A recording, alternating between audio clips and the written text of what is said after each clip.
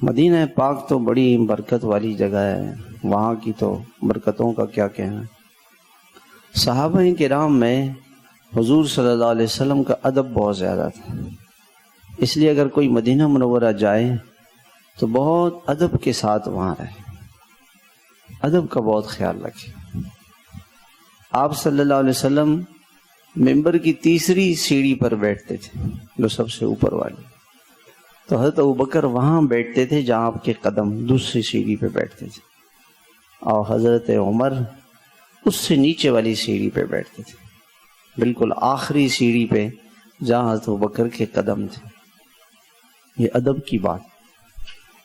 جب آپ صلی اللہ علیہ وسلم کو دفن کیا گیا تو قبلے کی طرف آپ کی قبر ہے، سب سے پہلے آپ کا سر مبارک قبلے میں اس طرف ہے اور پاؤں اس طرف، اور آپ کے پاؤں مبارک کی طرف حضرت ابوبکر کا سر ہے، اور حضرت ابوبکر کے پاؤں مبارک میں حضرت عمر کا سر ہے۔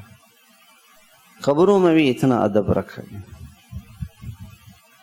اور آپ صلی اللہ علیہ وسلم کی جو گھر مبارک کی چھت تھی یہ مسجد سے ملی ہوئی تھی، تو حضرت عمر بن عبدالعزیز نے اس کو اونچا کر دیا تاکہ انجانے میں کسی کا پاؤں وہاں نہ پڑے جہاں نیچے حضور صلی اللہ علیہ وسلم آرام فرمائے۔ تو صحابہ اتنا ادب کرتے تھے۔ حضرت عمر رضی اللہ تعالیٰ عنہ نے ایک آدمی کو ایسے کنکر مارا